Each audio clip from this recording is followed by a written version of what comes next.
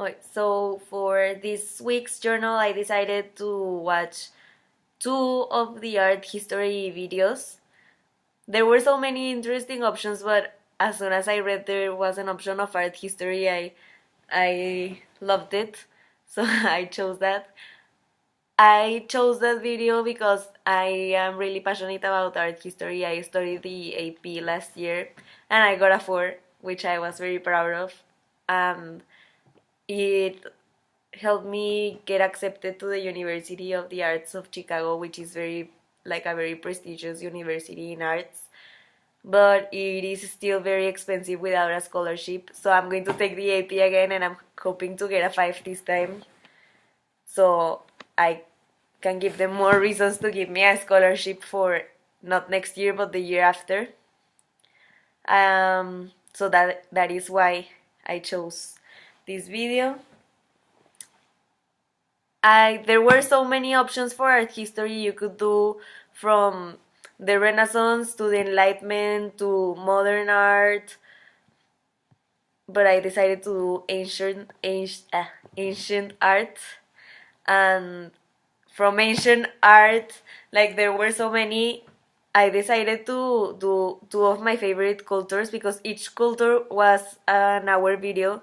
So I decided to choose two videos and I chose Sumerian, like Babylonian, Akkadian, Sumerian, and all of that, and also Greek, ancient Greece art. And then from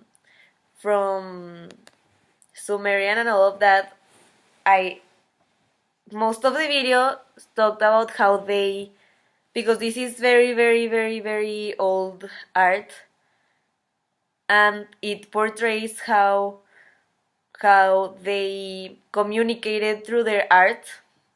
And what I really liked about the videos is that they don't only teach us about the art itself, but also about the culture in each place. For example, like the kings, they had to have divine right to be kings, and I found that very interesting. Like I already knew that, but I think that it's very very very important to understand the cultures, because art is all about expressing themselves, and you can tell how all of the society was by one art, because if the artist didn't do something accordingly to their whole culture, the art was probably going to be like destroyed, or it was maybe not even going to be made, because it is very, like, in those times culture was very important. So that is one thing I learned in the first video. Also, what I really liked is what there was this section about steles. I don't know how you pronounce it in English. In Spanish it's estelas, but in English I think it's steles, and it's basically documents.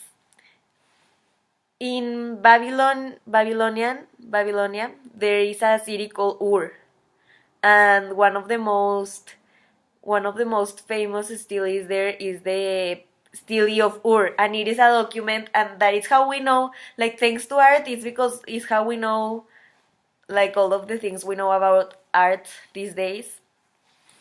I mean,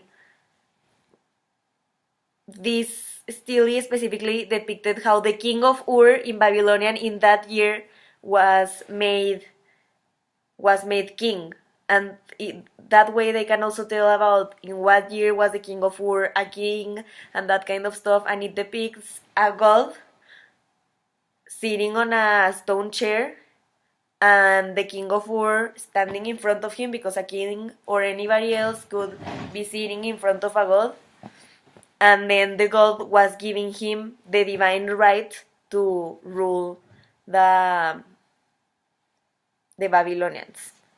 Also, in Akkadian culture, there is this very very famous one called the Naram Sin victory stele.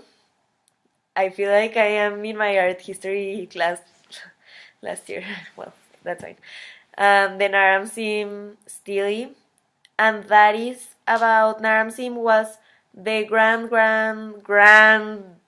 son of the first king of the Akkadians, so he was a very important one, and this depicts a victory. As you can see, the name is the victory of Naram Sin, and it shows at the beginning, this shows a new era of art, because at the beginning their art was more in lines in the wall. They divided it in different sections, and it was like like storytelling. And this stele was made like Naram-Sin was at the very top of the mountain, and then his strong soldiers were climbing all the way up to him, and then underneath were all of his people like cheering and clapping, and then at the very bottom were the losers of that war battle or whatever it was, suffering for confronting him.